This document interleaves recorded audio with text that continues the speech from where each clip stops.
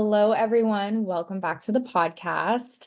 We're just so excited because last week we got to introduce 13 sign TrueSky astrology to you guys. And this topic is something that has just been so big for both Lily and I in our personal journeys, like the past 6 months. And today we are going to dive deeper into it, but from the perspective of Lily's lived experiences. So we are going to talk about Lily's journey from Lily's journey learning about going from being an Aries sun to a Pisces sun and what that's looked like for her after years of really embodying and working with the Aries energy and then learning that she was a Pisces sun in this system. So I know it's been a really big part of your journey, Lil, and I've been able to witness you in that. And so I'm really excited for the listeners to get to hear more into it today. Yeah, thank you for that introduction, Jess. I'm really excited to talk on this. And yeah, it really has been a big part of my journey. And as probably Jess read my chart, and that was my first experience receiving, True Sky in terms of my own placement. So this is still pretty new to me. But I'm really excited to share what has opened up for me and just more around my process with it. Yeah. So there's something that you mentioned to me just in our conversations. You mentioned that when you learned you were an Aries sun in Western astrology, you said that learning that really helped you at that time in your life. And so I would love to start there. And can you give us more insight into that? What was it about the Aries energy and archetypes that you felt like you were needing to lean into at that time and kind of like what was going on? Yeah, that's a great place to start, I think, because as most people do, I started with tropical astrology. So Jess is correct. My tropical Aries sun was yeah, a really big revelation, I guess, for me. And yeah, that came along kind of when I started my spiritual journey, honestly. So around 2020, probably 2019, 2020. And one of the things that I was exposed to was astrology and also human design. So, like other systems, of understanding ourselves. And when I realized that I was an Aries sun, it resonated on a lot of levels. I have always been a little bit of a spitfire, always had a little bit of a fiery personality. And that's been reflected to me. And I see that in myself too. But what was really important in that specific timing in my life was that I actually wasn't feeling my fire at all. So when I found that I was an Aries sun, I was really stuck in my life. I was in my healing journey, really in the beginning of my healing journey. So I was really sick and my life just felt like it really was like really dark, and I felt like I didn't really know myself anymore. I had always been like really athletic, and all of a sudden I couldn't do anything, and my personality changed. I was all of a sudden like really afraid of things, and learning that I was an Aries sun, although I probably knew that information on some level, like really actually learning what it means to be an Aries sun, which is basically the warrior archetype. And mm, just taking emotional space right now because that's a big thing for me. So realizing that the archetype of Aries is the warrior and that I was in really like my own dark night of the soul during that year of just really feeling like no way out, that I wasn't strong enough, couldn't find any solutions, end of the line type of feeling. And at age, 21, that isn't exactly what you expect. So, yeah, learning my Aries sun in that way reminded me of my strength. And I needed to be reminded of that. There is so much of health that is in the physical, plane of things, but there's so much around health that is really connected to what we believe for ourselves. Aries helped me believe in myself. Like it helped me remember how much of a fighter I am And yeah, like it's so emotional. But remembering or relearning really that Aries is really like the person who comes out on top. It's the archetype of like the winner, really. Like it's the first out of the gate, it's the beginning, it's the freshness of spring, but especially that warrior archetype, and remembering that about myself was so crucial that year. Yeah. Thank you so much for even being willing to go there here and just like really witnessing you in that. And I know our listeners will be too.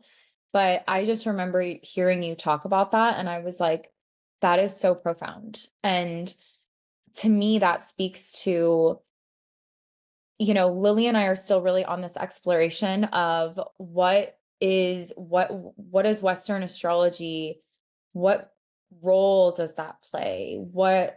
Within this alignment that we've come into, that we've both come into in resonance with the 13 sign system, we're like, okay, but there has to be something, there has to be meaning with Western astrology. And so the reason why I really wanted to ask you that is because I think that that's one element of it is, and this is something Lily and I have talked about, is like, I think that these tools present themselves when you're ready. And like for Lily, Western astrology presented itself when she was not only ready, but when she needed it. And like she was able to find that strength within her because she was able to connect to that warrior energy, that Aries energy. And that's the beauty that these tools can offer you. And I think that that is also, one of the purposes that I was just this week reflecting on of like, okay, like what purpose does Western astrology have? And I'm like, wow, I'm so grateful to Western astrology because no matter what sign, no matter what system we're using Western astrology, but we're also using 13 sign. The signs, the energy of all of the different zodiac signs are still the same, right? And so it's like, for that, I'm grateful that Western astrology is so mainstream and so well known and like can reach people because at least it's getting them connected to the different energies of the stars, right? And those are both really represented in both Western and 13 sign. And so that's a piece that, yeah, Lily and I are still really exploring this, but I just think that that's a really beautiful piece. And we've talked about Western almost being like a doorway into it. And then maybe 13 sign is just a level deeper. And that's what we're going to kind of get into more today. So, being that you were embodying that Aries energy, and I know that this was something when we met, like you really aligned with that Aries energy. But then what was your experience? How did it feel for you, like when you learned about being a Pisces sun? I was so nervous for you to tell me what my sign was because I was like, oh, I hope it's not something like dumb. I know it sounds so silly because like all the archetypes are great, but I definitely have my personal favorites. Okay, I'm not gonna lie. And so probably that doesn't make me a great astrologer. So we'll just leave that part to Jess. Pisces was the farthest thing off my radar, but it wasn't one of those that I was hoping I wasn't. I didn't even give Pisces a thought, to be honest, because Pisces has always been an energy for me. And I've actually talked to one of my friends about this before. It's like every time that Pisces season has come around, I've always kind of felt like lost in the sauce. I'm like, this is like out of my element. Like I'm really in the depths here. Like it always kind of affected me a lot. I always felt like Pisces was a little bit hard to grasp, kind of ungrounding for me. But I also don't have like really any Pisces at all in my Western chart. And so I attributed that feeling to just it being so foreign to me. Maybe there's truth to that. Again, we're still like exploring this. But when Jess did tell me that I was a Pisces, I started like laughing. And I said this on my stories as well. Sometimes when we have involuntary like laughter episodes or like crying or just like big visceral reactions to things, it can sometimes be the nervous system like coming into play. And so I actually do find that sometimes if I like cry or laugh, like sometimes it can be like a release, a surrender in a sense. And that is what I felt. I truly felt like I did feel relief to hear that it was a Pisces sun, and, so intrigued, of course. But yeah, that was kind of my initial response, and I didn't really know what to think about it at first, so I just kinda let things unfold, and then when Jess gave me my reading, then I started to, like, understand it more, and we started to get more into the details of my chart, and the picture started to kind of reveal itself. But I think when I initially found out that I was a Pisces sun, it was a bit of a shock, but it was a really good feeling that I had. Yeah, I love what you said about the body. And I think that there's so much wisdom in that because the visceral reactions. I mean, I remember when I learned about my Scorpio sun, I didn't laugh, but I had a very visceral response. And so I think that's just your body will speak to you when truth is coming at you. And so yeah, and I remember, I mean, I have met Lily since I've known Lily. She's been in this intuitive space. She's been, you know, really established as an energy healer. And I've just like known her as this intuitive. And so for me, it was like, oh, duh, she's a Pisces. Like, of course she's a Pisces, because for those listening, if you're not super familiar with Pisces, Pisces is so um the most intuitive sign. It's very, very, very spiritual, but also very deep, very depth. Like we always think of like the ocean when we think of Pisces. Like there's so much depth and so much wisdom. It's also the oldest, it's considered the oldest of the zodiac signs. And Aries is actually considered the baby of the zodiac. And so that is what is so fascinating too, moving from that Aries archetype to Pisces, where you're in the baby zodiac is what you were in. And then you go from that to like most embodied grandmother wisdom of Pisces. And so what has that like, have you contemplated anything around that? Yeah, because it's kind of like exactly, like it's like the beginning and the end idea. And being both of those things at once. And yeah, I feel as though there is a lot there for me. That's not something that I've gone into much in my contemplation. There is definitely I see parts of myself that kind of go into both of those archetypes of like the innocence of like the freshness of something new, but also the more like embodied wisdom of Pisces. I think that my life has kind of pushed me into that in many ways.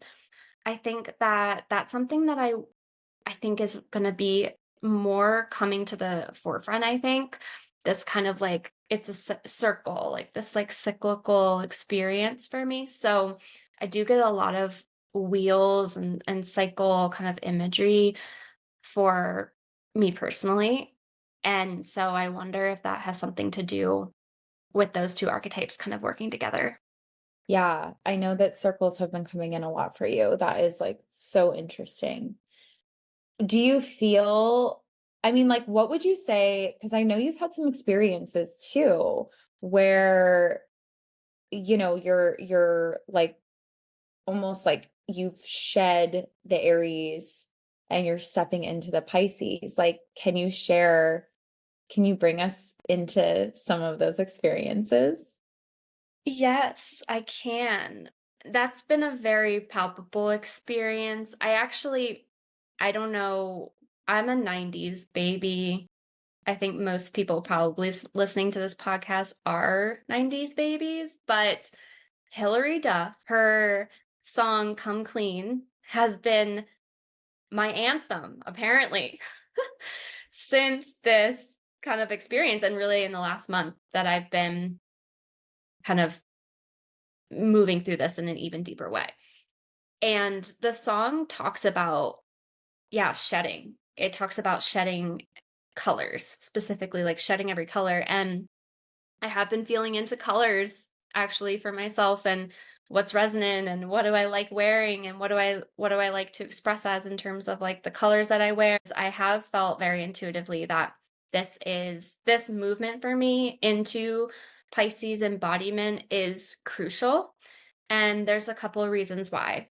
Number one is releasing the warrior archetype and allowing that to be complete for me in this life. My previous kind of before now in the last 26 years or something like that has been very much about the warrior archetype, like overcoming, pushing through, and allowing myself really very minimal nourishment in a lot of different ways. And not to say that that was like this intentional thing that I was like sabotaging myself all the time or or anything like that. It was just more so what I was used to and what I always did. I was very much embodied in this warrior archetype. It was kind of the foundation of my experience, like as a human on this planet walking around. I think that it also kind of shut down my emotional expression. And I think that this can happen in certain ways that don't always seem like to the outside eye that that's like happening in my experience, but it kind of was really. The most crucial part of this whole conversation is really my health journey. And I think my health journey initiated the closure of this warrior archetype for me and stepping into something new after that. And so kind of once I realized what was happening, realized that I was a Pisces sun, and then things kind of progressed, and I started to realize that this transition was happening on a lot of different levels, then I could kind of get on board with it and allow it to really unfold. And I just had this desire to like take off my red headband right now. So I'm just gonna do that. If you're watching the recording, taking off the red headband. But yeah, there's something about color schemes changing and some other kind of more internal shifts that are more so around nourishment and being, really being, not doing. There have definitely been a couple of initiation kind of experiences that I've been like, wow, okay. One of them being I have a little tradition that I do where every single year for my birthday, I get myself a goddess. And the last goddess that I got for my 27th year, she was split down the middle. And the one side of her was blue. She had like this beautiful blue hair. And the other side, she has like orange and red hair. And I had no idea why I was drawn to it. And then Jess told me about my chart, and I had like a clicking moment of, oh, these are two sides of me. And although it is about releasing the Aries in many ways, it's also about integration between the two. And so that's something that I've realized. And another reason why I haven't really totally let go of tropical, because I think that, as Jess was saying, it has served.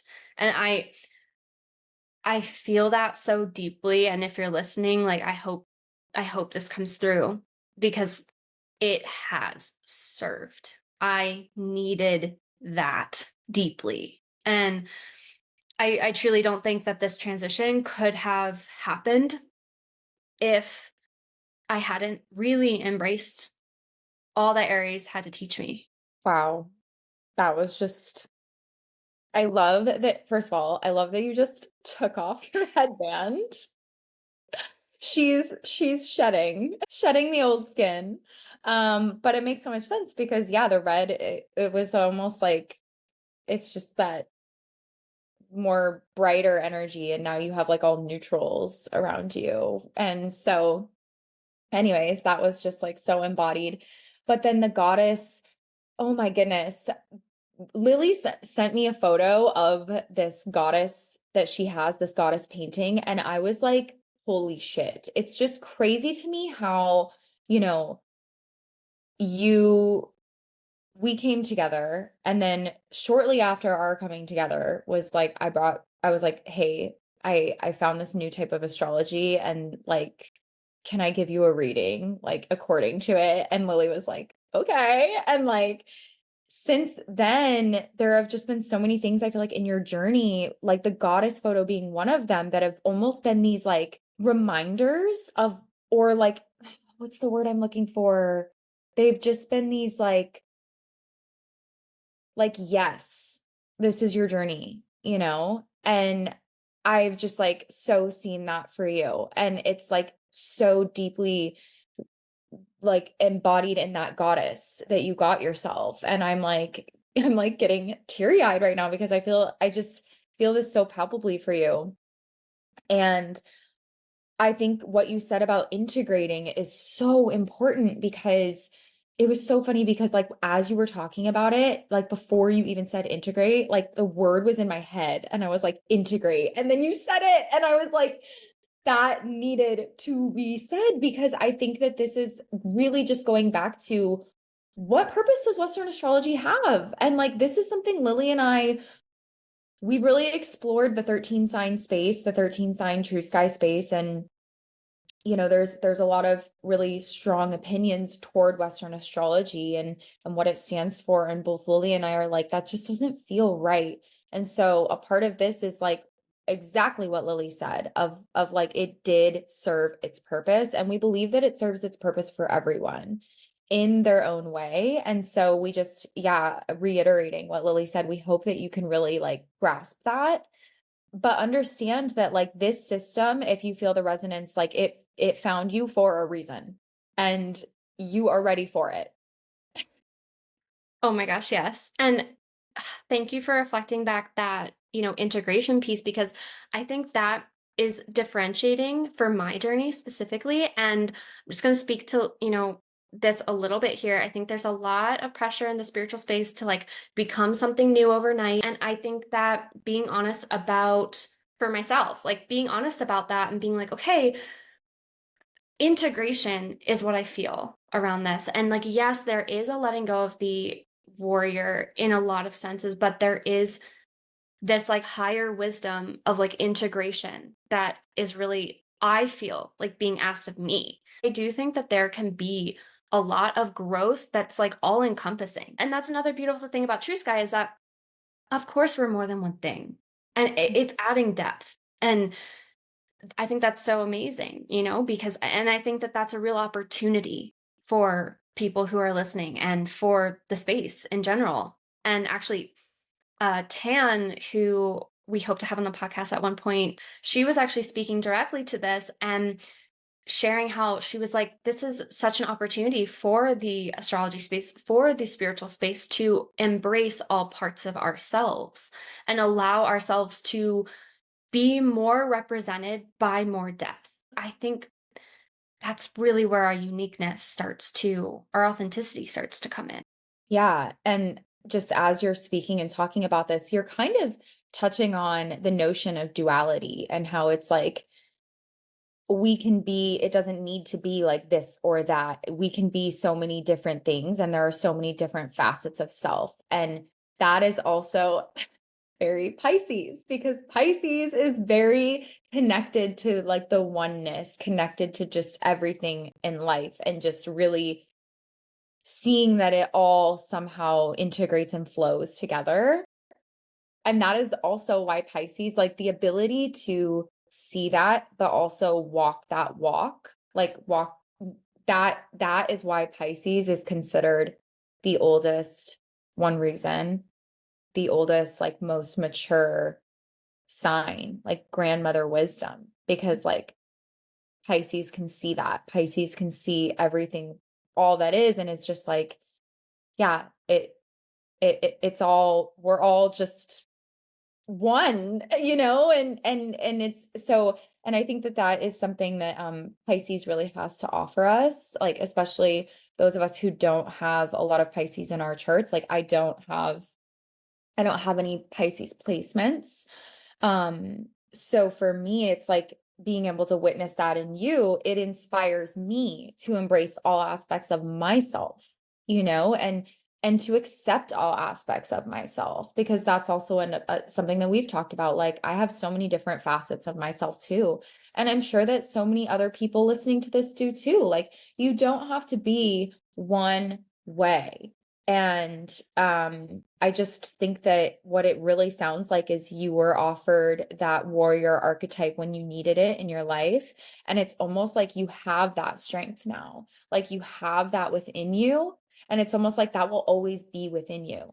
But it's like, it's already there. And now it's time to like share the wisdom of it, which is like that next layer of self Pisces. Oh, yes. I love how you said that. Wow. That is so true. And I also feel as though the practice of me leaning into more of the Piscean energy is like the calling now, and who knows where this will lead. But I do feel within that integration piece of that does also feel true.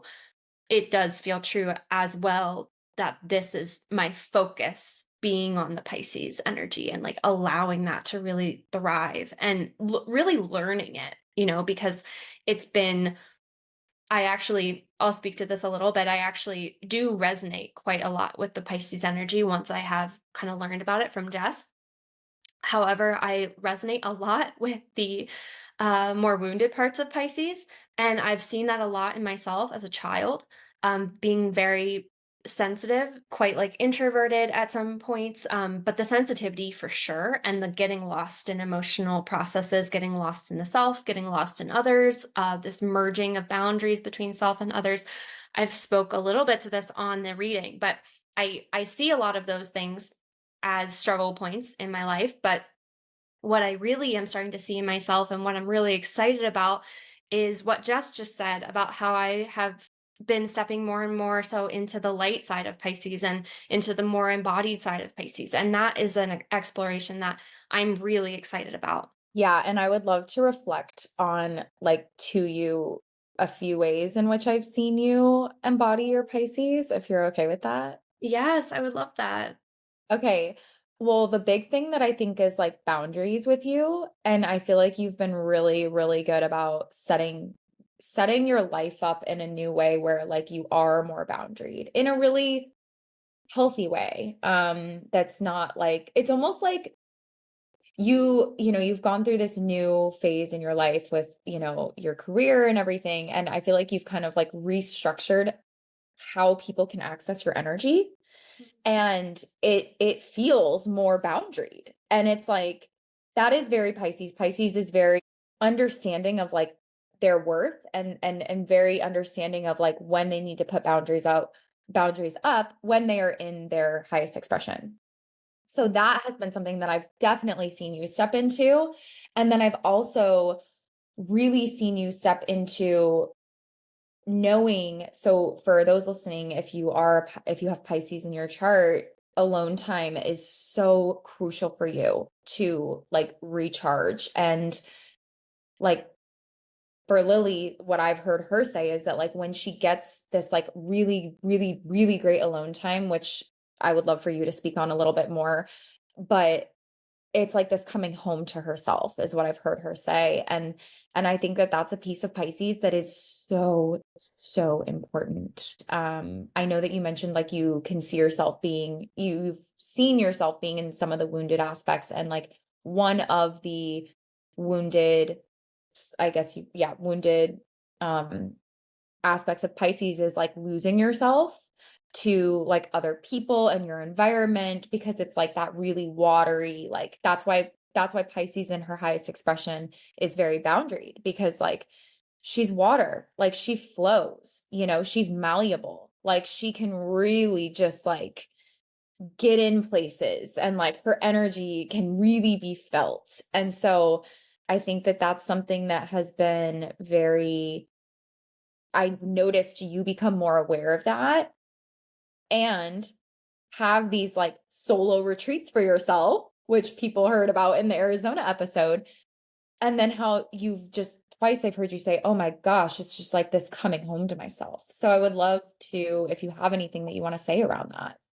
Oh, yes. You've hit on exactly the thing that I know is my biggest expansion point right now. This is the thing that I am healing, we could say, moving through. Yes, having the alone time, I've realized how crucial it is to my energy. And there is this coming home process of like, oh, there she is. Oh, wow. I thought totally lost touch. And then 24 hours later, it's like, oh, I can feel my inner light. Okay, we're good. However, there is something to this needing to be separate to find that and then losing it again when I'm in connection. There is something like chaotic about that process. And so what I'm really leaning into and finding for myself here is, how do I maintain that inner light, those boundaries, we could say, just my energy when with people as well? Because I think that that has always been my challenge. And although having that alone space is always going to be something that I need on some level, I also want to create more of an integrated life where I feel like I don't need to escape always to find myself. And so there is this like, I'm sure you can feel it in the energy of what I'm saying, but there is this like retreating, coming back, being okay, like like it's something that I feel like I'm stepping up to in terms of how my energy operates and how can I bring my inner light fully to the table even with other people. That is my big challenge right now and something that I'm really working through. And I know I keep saying that it's exciting, but it is. It is exciting because I'm really ready to experience that in my life. Wow, yeah. I mean, I didn't even know that that was like the biggest expansion point for you. So for people listening, like I did not know that. I just had heard her reflect that and it felt important to bring up. But I think that this is so interesting to me because like obviously you are a Pisces, you're embodying that energy. So it's very interesting for me to like be seeing you in this and like learning more about it from a lived experience because another wounded aspect of Pisces is escapism. And so it's really interesting that you said that word. Like you were like, I'm trying to find balance of where I don't need to escape to find myself. And for those listening, yeah, that was like, ooh, big. And for those listening, I even know Pisces, like I know a few Pisces that have not Lily, that have turned to substances for means of escaping because a lot of it is because like Pisces can feel so deeply and like it can be too much. And these are like the people that I know, like they're Pisces in TrueSky. And it's interesting because like they're also on the Aries, they're also Aries in tropical. So it's actually really interesting. A lot of people, not everyone, but a lot of people that are Aries in tropical are Pisces in TrueSky. But that escapism piece is really big for Pisces when they feel like so disconnected from themselves. There is that desire to escape, whatever that looks like, which can unfortunately go into substances or like alcohol, like alcohol, stuff like that.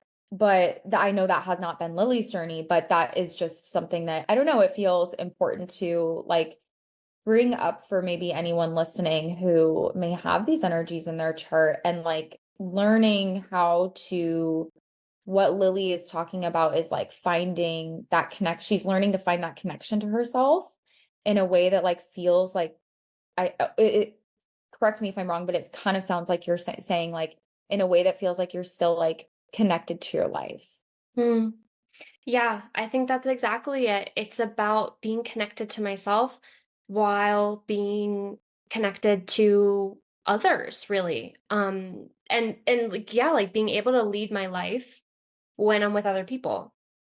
Yeah, I mean, the escapism piece is really powerful. It's a powerful urge, I think. And not to say that solo retreating is escapism. I think that I'll always enjoy that. However, it's the way in which I feel in my day-to-day life that's going to make all the difference in terms of what I'm able to bring into my life, what I'm able to manifest, what I'm able to go after, my measure of success is always comes back to like how I feel in my heart. And so if I'm spending, 90% of my time in my normal life and then I'm like really having these ecstatic like coming home to self moments in that 10% of the time when I'm alone, like I want to bring more of that energy into my life. And it's also very subtle. Like I want to make that point. Like it's a very subtle thing that I feel.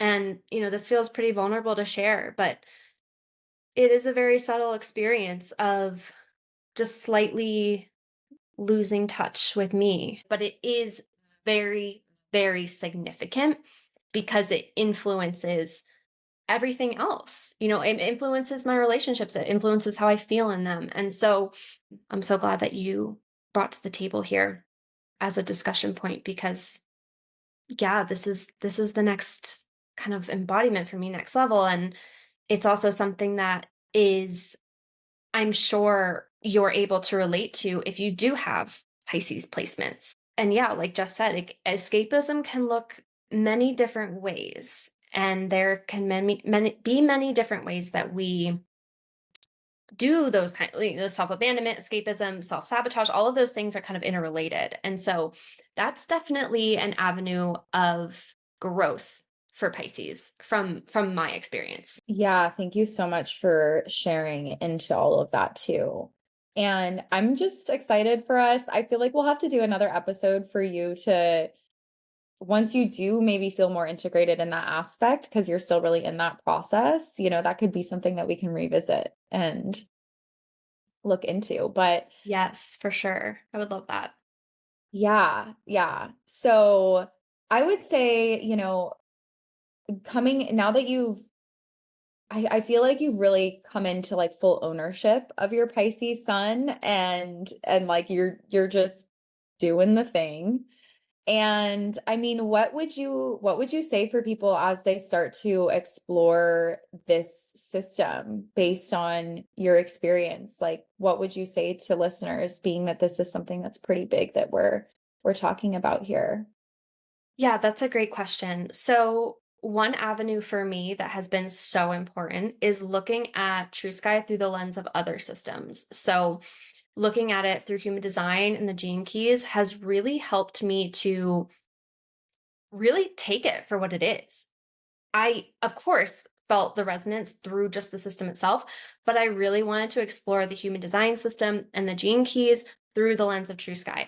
And that has added a new dimension and depth to my understanding of my TrueSky placements, because it was kind of difficult for me, honestly, to not, I guess, like not see how it could play out in these other systems that I really look to for myself. And so if you're feeling like you're just not quite sure around, your true sky placements, or maybe you have yet to have a reading or something like that, there are ways to look through the true sky lens at your human design charts and your gene keys. And I really want to mention this because it's so interesting to me. And I think this really ties into a lot of what I've said around the warrior archetype. Is there is one key in the gene keys called the radiance key. This is really about the body, how you thrive, how you radiate radiance. And my gene key for my tropical chart is gene key 38, which is the fighter. And that is literally, it describes how my body thrives. And I needed to quite literally like fight for my life, honestly. That's how it felt. And when I saw that my key for my tropical chart in the gene keys was the fighter, like what makes you healthy is fighting. Like it's true. Like fighting my illness, like fighting my mental stuff, it really did. It created wellness in my body. But then I was looking at my True Sky placements and my sidereal placement, which is slightly different. The True Sky system and the sidereal system are slightly different. So there's actually like a string of 3 keys. And actually, I learned this from Tan Astrology. So you can look at her videos for more depth on this. But the second key for me, which is the sidereal key, is a key all about role play. And I also find it so interesting that quite literally, like maybe a couple of weeks after I learned about my chart, my True Sky chart, I tried out for a play and I was in the play. And something that I thought was really funny then was that I learned I was a Leo moon. Leo is like very much like a performing energy. But with my gene key, it also speaks to this idea of like trying on different hats and like role playing. And that's actually what makes me healthy. And that's actually literally what I've stepped into in this kind of last couple of months. So again, looking at kind of the way that these systems correlate with some other systems that maybe you're familiar with, I think is a great avenue to explore. And maybe that feels overwhelming. For me, it did a little bit, but it was something I really wanted to explore. So that's kind of something that I would recommend for people who are, familiar with their True Skies chart and want to go deeper and see more of this kind of synchronistic, like, because it is like it's so it's so synchronistic the more you look into this. So that's what I'd say. Yeah, I love that because Lily's journey has been very focused on the gene keys and human design and how that integrates with 13 sign true sky astrology because they both integrate astrology. And so, of course, like Lily's first question to me was like, well, how does this change human design? And at that time, I'm so grateful to Lily because she's done all of this investigating around it. And she discovered Tan, who we've mentioned multiple times, who we hope to have on the podcast because she is so far the best person that we have found to describe how the systems differ and integrate. Because your human design chart does change. And that is definitely something like I'm not gonna lie, I'm not ready for because and Lily and I have talked about this, and like I'm still really working through my tropical human design chart, which is if you're listening to this and you're familiar with human design, it's your tropical human design chart that you know. It's like for sure your tropical human design chart. Because it's based on the tropical astrology system. So, it does change. And like Lily and I were talking about this, and Lily was like, I really want to mention this on the podcast. I was like, yeah, absolutely mention it. And then I was like, for me, I'm not ready yet.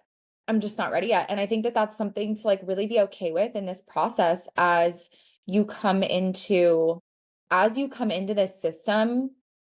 I mean, this is like groundbreaking. Like this is just like, it's so new and not talked about. And I think it really is important for you, as listeners to really own your process and what that looks like in discovering it and to really follow where your curiosity is taking you. Because for Lily, that was down the path of gene keys and human design. And she was actually able to educate me on how 13 sign shifts and changes both of those systems. And so that was her journey with it. My journey's been a bit different. My journey has been much more solely focused on my 13 sign chart, and that's okay, And so yeah, I just think that I love that you shared that, and I really think that there's a lot of wisdom in there for people listening, and just want to encourage anyone listening that like let this journey be your own because holy shit, it is a journey. It's so funny because I was literally hanging out with two of my girlfriends yesterday, and one of them is into astrology, and this just naturally came up, and she's a Virgo in tropical, and she's a Leo in true sky, and she was literally not okay. Yeah, no, it can be like pretty, it comes on kind of hard sometimes. I think especially when you first realize. And yeah, I think that I love that you said that, Jess. I think that's so great because yeah, there's everyone's going to have a different journey with this. It did for me. I was really curious kind of early on as to how it played out in the human design and gene keys.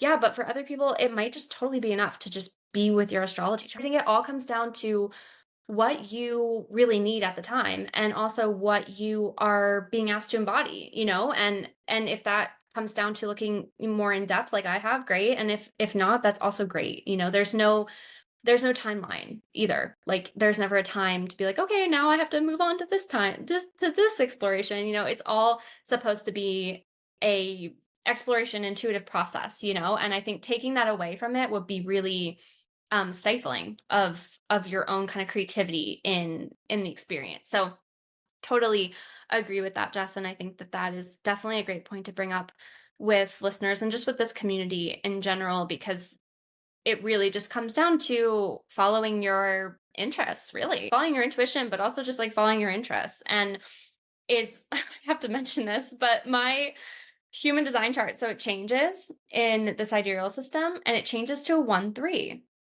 And a 1-3 is quite investigative. Okay, wait. I was Yeah.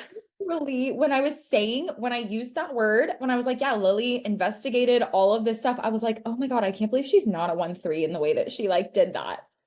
Yes. So I am a 1-3. So for those listening, I'm a 3-5 in tropical. human design. And then I'm a 1-3 in sidereal human design. And so there I still have the 3 in there, but it's slightly different. So in terms of the energy of the profile, it does change. And not everyone's profile changes. I don't think I honestly don't know all of the changes that happen, but the reason I really wanted to bring this up is because I want to be transparent with you guys, and we do as a group, Jess and I. We want to share what we know. We don't want to be pigeonholed in our viewpoint, and we really just want to embrace that. Yeah, people are probably going to have questions about, okay, well, how does this relate to human design, and like what happens when you apply this to other systems, and maybe that's down the road for you, or maybe you're interested in that right away. The timing is kind of irrelevant, but we want to make sure that you know that we have thought of this and we have looked into this, and there is stuff out there about it, even though this is a pretty new system. And so, yeah, it's just to share that we are still in this exploratory phase, but there is definitely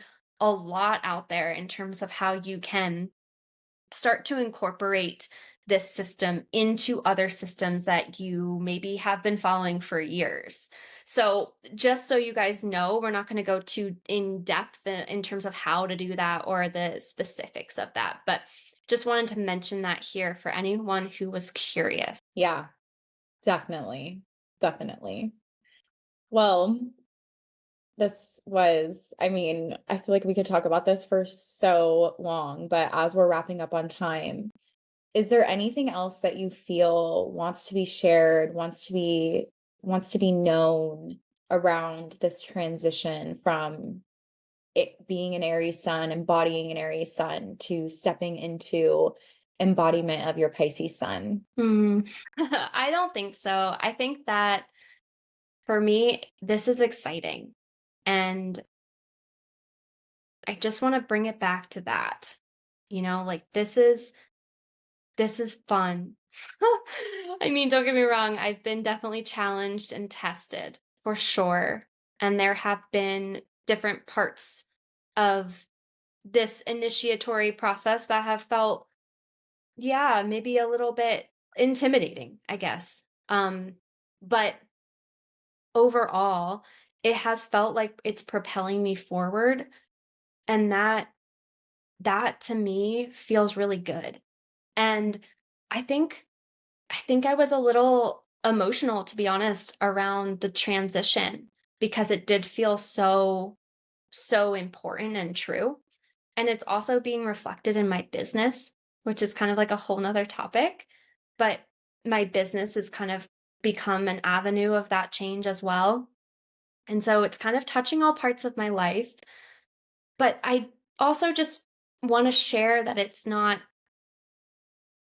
I don't know, that there's not like this like harshness to it for me. And I I am embracing just the being of it, and just like the softness of that, and not putting too much pressure on myself to be any kind of way. This unfolding started to happen for me. This wasn't something that I was like, okay, I'm looking at these charts. I bet it's time to, you know, start doing something new. That this started to unfold for me. And through many different weavings of the universe coming into my life. And as we've said multiple times on this podcast, it might be different for you. But for me, this transition from the warrior to this embodied water sign definitely feels like a junction, and also something that really needed to happen Mm. for my body to be fully healthy, relaxed, like softening into this new form of emotional and nervous system embodiment stability. And so it's fun. And so I want to leave it with that. There's no pressure. This is just how the universe is working with me right now. And so thank you for listening. Oh, I love that. We'll leave it there. The last thing that I will say is that no matter what system you're using, try not, just as Lily said, the no pressure, try not to force yourself to be some type of way according to your sign. That is not what this is about. And that is not how Lily and I like to use astrology. We full on admit when certain aspects of our signs don't resonate with us. And so we will talk about that. But just leaving this here, thank you so much, Lil, for just opening up about this. I know this has been such a deeply personal, transformative journey for you. So thank you for letting me see into you in this way. Thank you for letting our listeners see into you in this way. And listeners, if you guys have any questions for either of us, let us know. You can reach us on Instagram. You can email us. And don't forget to subscribe to the show so you can be in the know when we release new episodes. So we will see you guys next time.